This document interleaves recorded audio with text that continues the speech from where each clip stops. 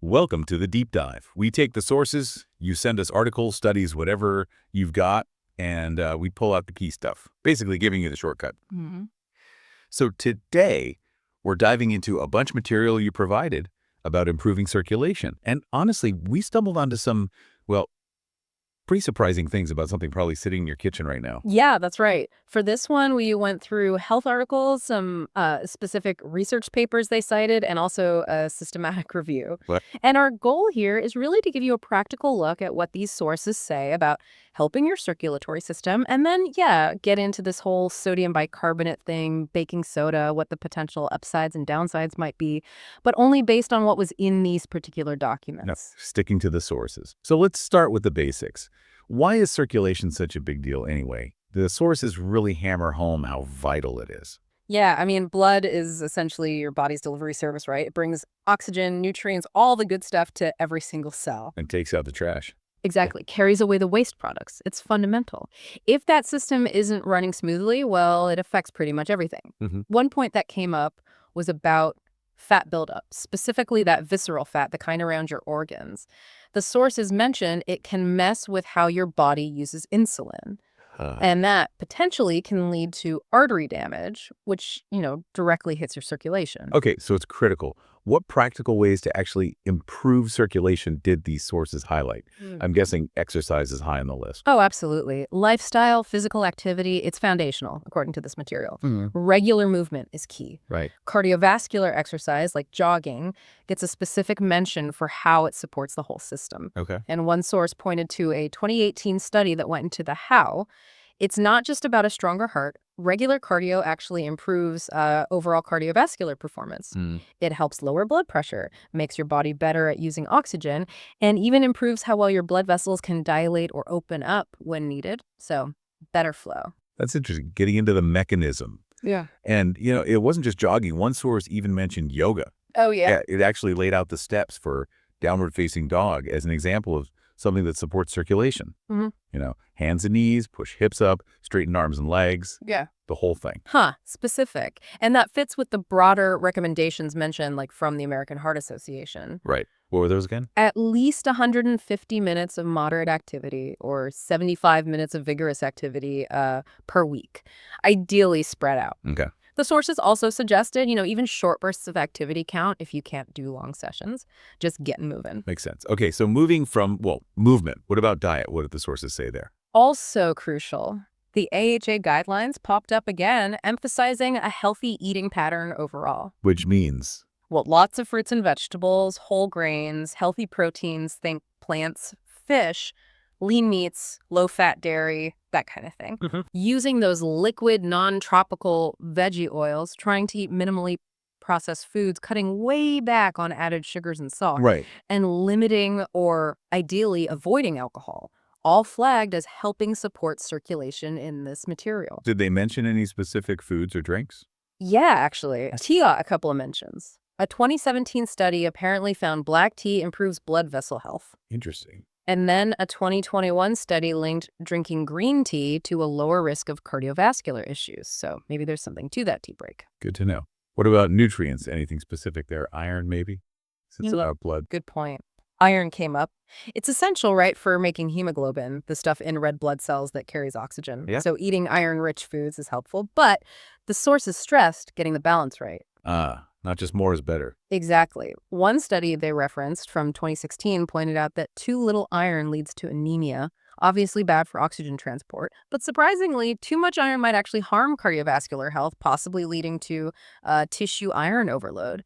So it's a balancing act. Seems like it based on that source. It's a reminder that, with nutrients, there's often a sweet spot. Okay. Beyond diet and exercise, what else did the sources suggest? Stopping smoking was a big one, really emphasized. I bet. The benefits are pretty quick, right? Apparently, yeah. The material highlighted circulation improvements starting within just 2 weeks to 3 months after quitting. Wow, badass. Mm-hmm. And then lung function starts improving. Those little cilia in the lungs start working again within 1 to 12 months. Okay. And the heart attack risk drops significantly within 1 to 2 years. Seeing those timelines laid out was pretty powerful. Definitely. Anything else? Any physical aids? Compression socks were mentioned. The sources explained how they work, basically applying gentle pressure on the lower legs to help push blood back up towards the heart. Fighting gravity. Pretty much. Doctors might prescribe them for things like varicose veins or lymphedema, but the suggestion was they could help improve circulation generally, too. Okay. And massage. Did that come up? It did. Some 2020 research found certain types of massage can improve circulation. Any specifics? Yeah, they named one technique, effleurage, described it as like light friction with long stroking movements. So maybe more than just relaxation going on there. Interesting. Okay, and briefly, did the sources touch on risk factors for poor circulation? Yeah, a couple of key ones. Blood pressure, obviously. They defined systolic when the heart beats and diastolic between beats. Normal resting is under 120/80. Right. And they noted that while really low blood pressure can cause symptoms of poor circulation, it's usually not a worry if your cardiovascular system is generally healthy. Got it. What else? Just the health of your blood itself, needing the right balance of red cells, white cells, platelets, all made in the bone marrow. Right. If that balance is off, it affects how well oxygen and nutrients get delivered and waste gets removed. So yeah, blood health matters directly for circulation. Okay, so that covers the, let's say, more established ground exercise, diet, quitting smoking, things like compression socks, massage. We've got the how from the sources.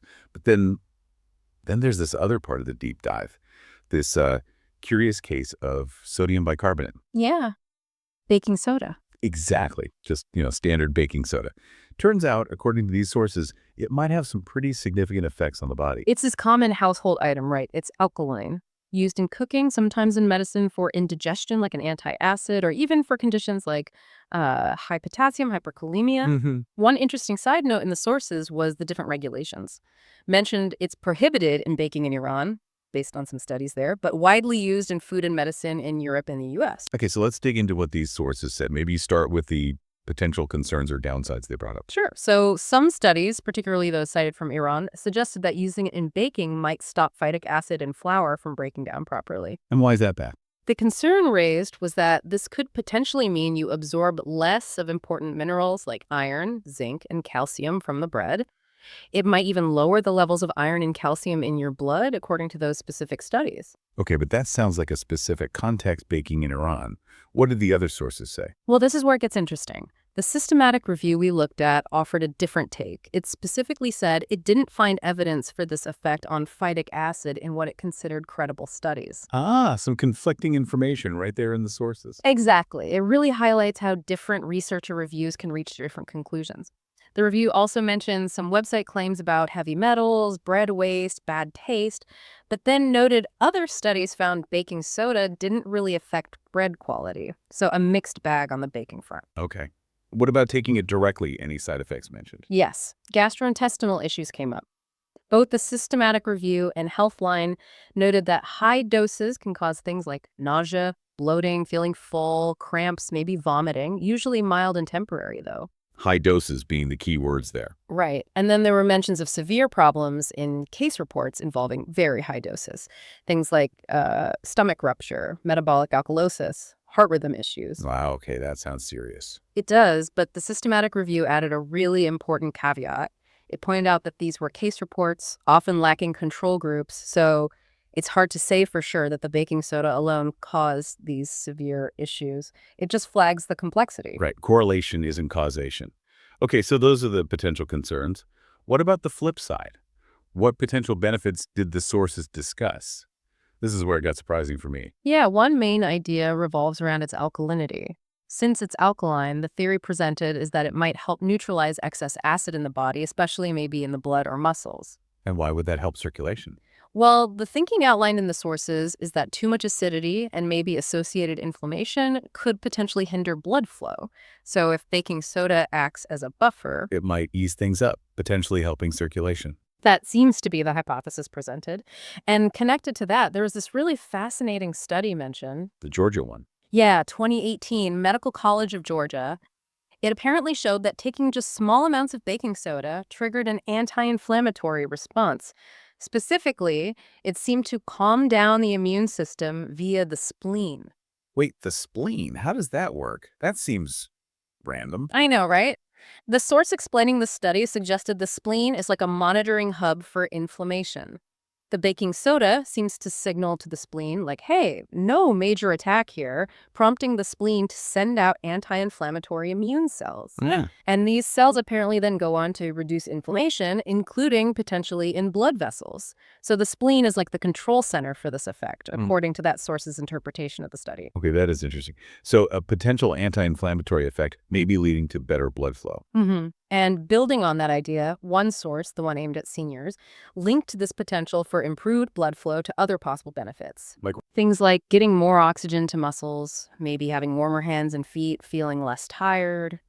It even mentioned potential help with intimacy, presented as possible consequences if it helps circulation and reduces inflammation that way. Okay, so that's one angle. What else? Athletic performance came up a lot, didn't it? It did. This relates back to the acidity thing. High-intensity exercise, the kind where you feel the burn, produces hydrogen ions, making muscles more acidic. Right. Lactic acid buildup, people usually call it. Well, yeah, though the sources also mentioned lactate might actually help reduce the hydrogen molecules, so maybe the lactic acid is the enemy idea is a bit too simple. But the core point is acidity increases. Okay. So the theory is because baking soda is alkaline, pH 8.4, it can buffer those hydrogen ions, pull them out of the muscle again to the bloodstream, helping the muscle get back to a less acidic state faster. And that would mean better performance. That's the claim in the sources, yeah. Improved performance in high-intensity stuff, sprinting, swimming, cycling, team sports, rowing, even CrossFit. Any specific examples? One study mentioned showed a 1.5-second improvement in a 1,000-meter rowing time, which is actually huge in racing. Wow. And CrossFit studies apparently showed things like more reps, lasting longer, handling a higher workload. But the sources also noted benefits can vary, person to person, sport to sport.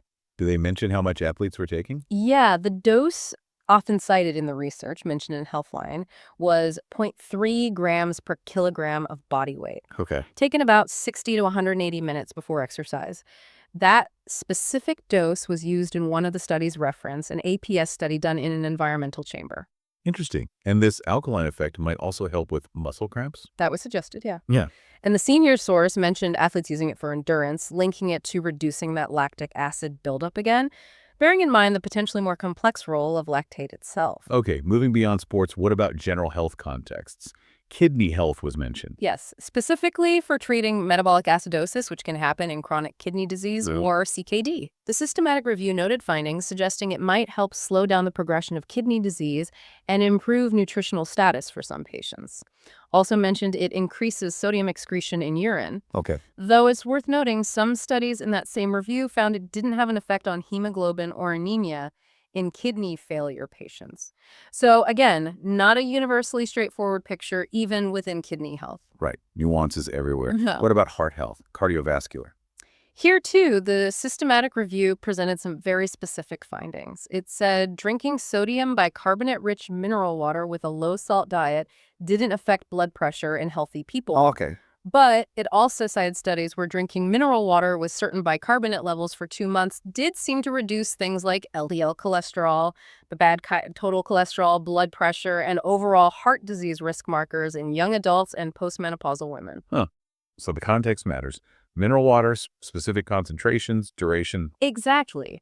And it also mentioned that using calcium and sodium bicarbonate together seemed to help CPR performance in patients with hyperkalemia, that high potassium condition. Any other potential uses mentioned briefly? Just one more mention in the review. It's used sometimes with gastrointestinal cancer patients to potentially help reduce nausea and diarrhea from chemotherapy. Okay. So a really wide range of potential effects discussed in these sources, from exercise to kidneys to heart health markers. Yeah. But, and this is a big but, right? There were some very strong warnings. Absolutely crucial warnings. We have to stress these. The senior source was particularly direct. It said quite clearly, do not take sodium bicarbonate if you have high blood pressure, if you're on a sodium-restricted diet, or if you have chronic kidney disease. Okay, wait. That last one, chronic kidney disease, seems to directly contradict what we just discussed about it being used for metabolic acidosis in CKD patients, based on other sources like the systematic review. Exactly. And that contradiction right there within the materials you provided is maybe the most important takeaway. It shows how complex this is. One source says avoid it with CPD, another discusses its therapeutic use in CKD. So the bottom line is, talk to your doctor. Absolutely. Especially if you have any of those conditions, high blood pressure, kidney issues, salt restrictions, or if you're on other medications, you absolutely need professional medical advice because the information in these sources alone is conflicting and potentially risky if misinterpreted. Yeah, makes sense. And across the board, the sources warned against just taking large amounts, right? Yes, consistently. Don't take more than recommended doses because of risks like alkalosis, your blood becoming too alkaline, electrolyte imbalances, and maybe even breathing problems in really rare high-dose scenarios mentioned in those case reports. Okay, so let's try and wrap this up, bringing it back to you, the listener. This deep dive went through quite a journey. Mhm. We started with the pretty well understood stuff for improving circulation, moving your body, eating well, not smoking, and looked at how the sources explained those working. Right, the mechanisms, the timelines. And then we took this detour into the surprisingly complex world of baking soda. Yeah, exploring the claims, the benefits for performance or kidneys mentioned in some sources, but also the concerns, the side effects, those really important warnings. And those fascinating potential mechanisms, like that whole spleen inflammation connection. Right, and the conflicting information, which is key. Definitely. So these sources, they lay out possibilities, right? They offer insights based on various studies and articles, but as we saw, especially with the baking soda example, making actual health decisions. Needs professional input. Yes. Especially given the potential downsides and those direct warnings in the material, it's about using this information to have a more informed chat with your doctor or healthcare provider, not to self-treat based on, a few articles. Exactly. It's about understanding the landscape, the nuances, the arguments presented in the sources you wanted us to look at. So we covered the established circulation boosters, and then this intriguing, sometimes contradictory story of sodium bicarbonate, all drawn directly from the material provided. And maybe a final thought to leave you with based on all this. Isn't it fascinating how something so incredibly common, so everyday, like baking soda, might have these complex physiological effects that science is still figuring out? It really underscores how vital context is, things like dosage, your own health status, what else you're consuming. Right. It makes you think about how much we might not know about the everyday things around us and the importance of looking closely at the details, especially when it comes to health.